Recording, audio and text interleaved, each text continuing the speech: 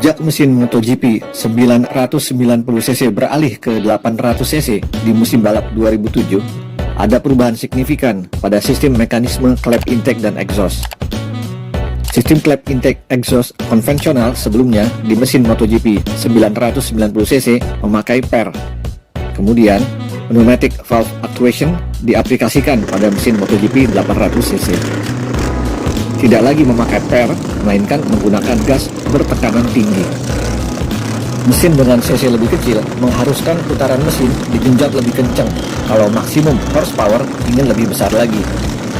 Itu karena horsepower adalah fungsi dari torsi dan RPM mesin. Konsekuensi putaran mesin semakin kencang adalah terjadi valve floating yang berakibat negatif terhadap performa mesin. Skenario terburuknya adalah mesin jebol. Valve floating adalah kondisi per klep tidak mampu mengikuti kecepatan camshaft loop berputar ketika engine revving semakin kencang. Ujung batang klep yang kontak atau bersentuhan dengan camshaft followers tidak dapat lagi mengikuti bentuk profil dari camshaft loop pada waktu per mendorong klep intake exhaust kembali menutup di akhir proses langkah isi dan akhir langkah buang. Kondisi tersebut membuat klep tidak menutup rapat dengan valve seat atau di sini orang-orang biasa menyebut dengan seating klep. Akibatnya, terjadi kebocoran silinder pressure. Power menjadi lemah karena silinder pressure yang berkurang drastis. Parahnya, seperti yang disebutkan sebelumnya, mesin bisa jebol saat balapan. Gap atau jarak kerenggangan antara permukaan piston dengan klep intake exhaust yang sangat dekat pada saat piston posisi TDC ditambah radikalnya valve lift dimungkinkan piston menabrak klep yang sedang floating tersebut. Valve lift adalah jarak antara klep posisi open dengan klep pada waktu posisi sedang full menutup. Angka valve lift maksimum klep intake exhaust posisi open mesin balap mencapai 10 sampai 12 mm. Angka valve lift tergantung dari profil camshaft berdasarkan putaran mesin maksimum yang direncanakan oleh engine tuner tim MotoGP. Pada zona putaran mesin ekstrim, semua proses mesin 4 tak harus diselesaikan dalam waktu yang super pendek. Untuk membangun torsi besar, dibutuhkan silinder pressure yang besar juga di ruang bakar. Dengan itu, klep intake harus pada posisi open lebih lama dan valve lift yang lebih radikal supaya massa udara mengalir masuk sebanyak-banyaknya ke dalam silinder di RPM tinggi.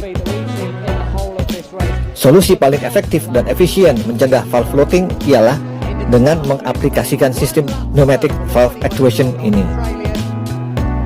Cara kerjanya, setelah camshaft loop via camshaft followers menekan ujung dari batang klep intake atau exhaust ke arah ke bawah, gas nitrogen bertekanan tinggi mendorong kembali piston yang terpasang pada batang klep intake exhaust ke arah atas. Menutup rapat klep dengan valve seat walaupun pada putaran ekstrim lebih dari 19.000 rpm.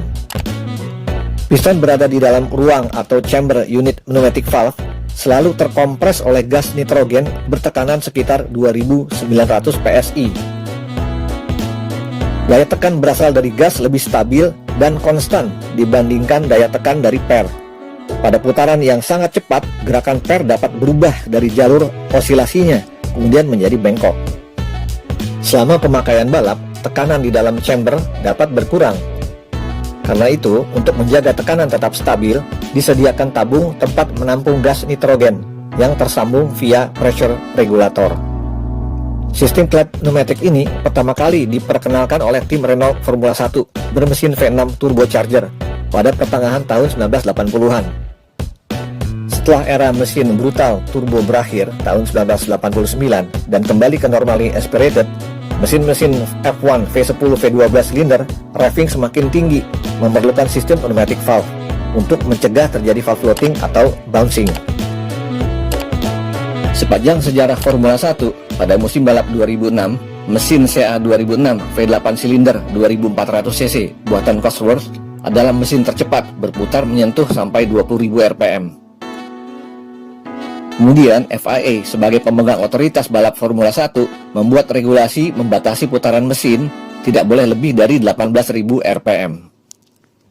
MotoGP yang pertama kali memakai sistem pneumatic valve adalah tim Roberts bermesin KTM GP1 V4 75 derajat 990 cc di musim balap 2005.